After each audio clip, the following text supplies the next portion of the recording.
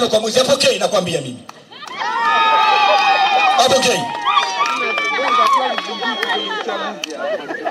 Na mimi nashangaa hakuna jeshi linazaraulika kama jeshi la polisi nchini. Angalia nyumba zao wanazoishi. Hapa hawana. Wengine hata wana nyumba mabaya nao mitaani huko. Unakuta askari anafanya, na ndio sababu kuna saa ukiwaona ni wakatili unataka kuwalaumu, lakini kabla mjawalaumu kwamba wao ni wakatili mitaani, lazima mjiulize, je, serikali iliyowaajiri kwa ulinzi wa raia na mali zao wamewajali kwa kiwango gani? Serikali inawafundisha watu kuwa wakatili na watu wabaya. Waambie. Bahati mbaya ni kwamba wao pia wanaisaidia serikali hiyo hiyo kuwepo madarakani.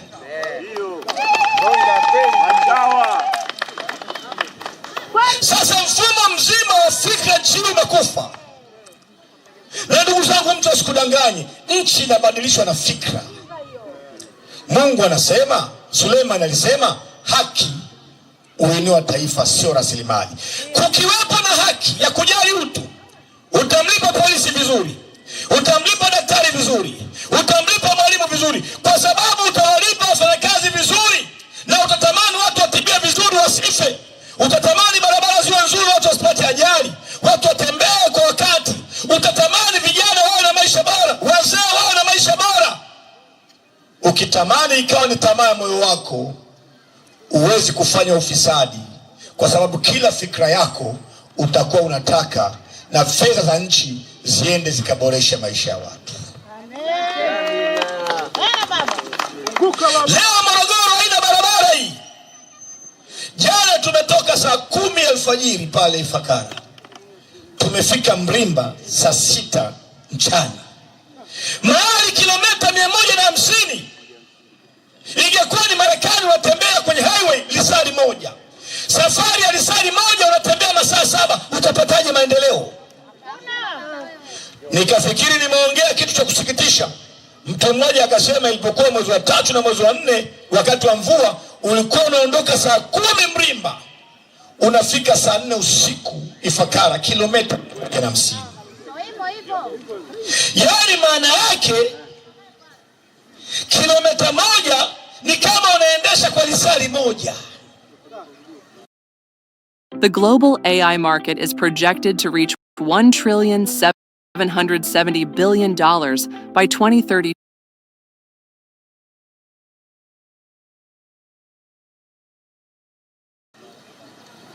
Tumeenda hapa Ruaha, kuna miwa pale, kuna kiwanda cha sukari. Unakuta vijana barabarani wanaendesha bodaboda mahali ambako miwa inaota. Sukari ni bidhaa namba 1 yenye mahitaji mengi katika bidhaa duniani. Kila mtu, kila nyumba yenye watoto inataka sukari. Leo sukari ni bidhaa ambayo huwa tunapiga kelele, tunaagiza nje. Leo una mashamba mahali pa kupanda miwa, pa kuongeza kiwanda, lakini tumekuta pale uzalishaji umepungua. Vijana kwenye eneo kama hilo wanaendesha bodaboda, mama zao wamekuwa machinga, dada zao wamekuwa mama ntilie. Alafu mnasema hali tulionao ni mapenzi ya Mungu. Acheni kumsingizia Mungu wa mambo ya kiduanzi haya. Haya ni mapenzi ya Chama cha Mapinduzi. Kila mahali unapoenda nchini bodaboda. Kuna mtu ameniambia kuna bodaboda zaidi ya milioni ngapi siku nchi. Kila kijana anakuwa dereva pikipiki. Wanaumia macho bila kujua, wanaumia mgongo, wanaumia nyonga bila kujua. Baada ya miaka 10 kutoka sasa ama 15, hawa vijana wanaendesha bodaboda watakuwa ni majeruhi, wanaishi ndani, kila siku wanakufa. Wasichana Dar es Salaam, Arusha, wadogo miaka 15, 16, 17 wamekuwa na kazi ya kuuza mili yao machangudoa kwa sababu ya umaskini. Alafu mnacheka na hawa maboya.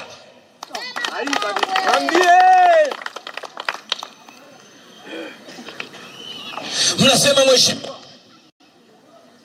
yeye Chadema mngetawala mngefanya nini?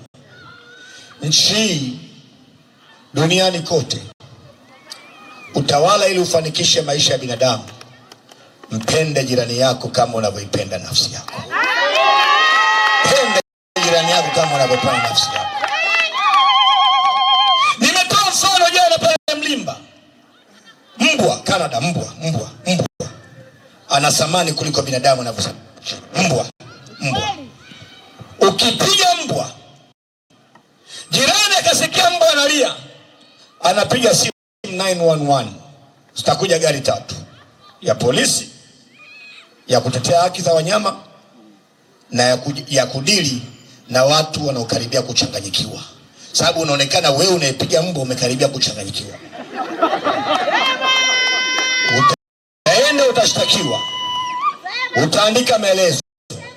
Mbwa atachukuliwa, atapelekwa kwenye kituo cha kulelea mbwa waliopata msongo wa mawazo kwa sababu ya kupigwa. Subiri.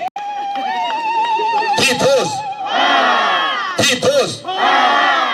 Alafu wewe utasoma kozi ya wiki 2 ama 3 ya namna ya kupenda wanyama.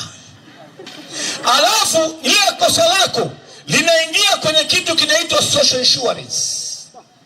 Ukiomba kazi mahali popote Canada ama Marekani, huwa wanakuambia leta police report. Unapeleka police report. Police report yako huwa inawekwa na mikasa yako. Mkasa wako mmoja utakaoweka kama ulipiga mbwa ni kwamba huyu alishawahi kupiga mbwa. Ukienda kuomba kazi, unaweza ukanyimwa kazi miaka 10 mfululizo kwa sababu ulipiga mbwa.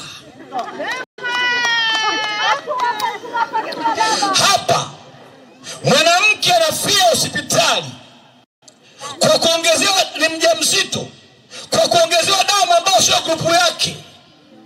Makosa yamefanyika kiuni, kizembe. Alafu mchungaji anakuja kwenye mazishi, badala ya kusema marehemu ameuawa na uzembe, anatuambia Bwana alitwa na Bwana ametwa na jina la Bwana libarikiwe. Uongo.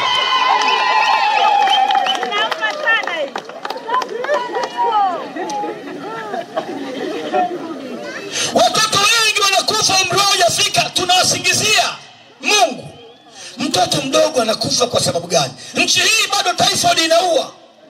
Eti nchi hii UTI bado inaua.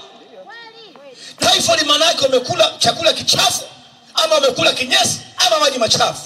Nchi hii malaria bado inaua. Tumeshindwa hata kuangamiza malaria.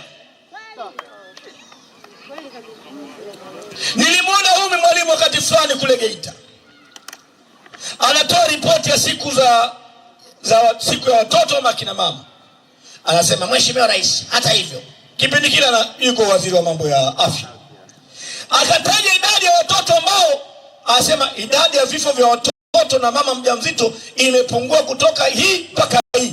Namba aliyotaja Umi kwamba ndio imepungua ni jimbo zima linakufa kwa mwaka. Watu wanakufa. Sasa na nyie mmenormalize hali mbaya na umaskini. Kwa sababu mmenormalize umaskini, mmefanya umaskini kwa sehemu ya maisha na mkautengenezea misemo. Hamuoni thamani ya demokrasia, hamuoni sehemu ya siasa, na ndio hiyo tunapata kazi, kwa sababu hujui wewe kama ni maskini. Kwa sababu maskini umeshaupa jina, aliyekunyima wewe ndo kanipa mimi. Hawa watoto hawa, kama wewe leo unaendesha bodaboda, mke wako ni mama ntilie, mama yako anauza chupi za mtumba na daskezi za mtumba barabarani, mtoto wako huyu atakuwa na maisha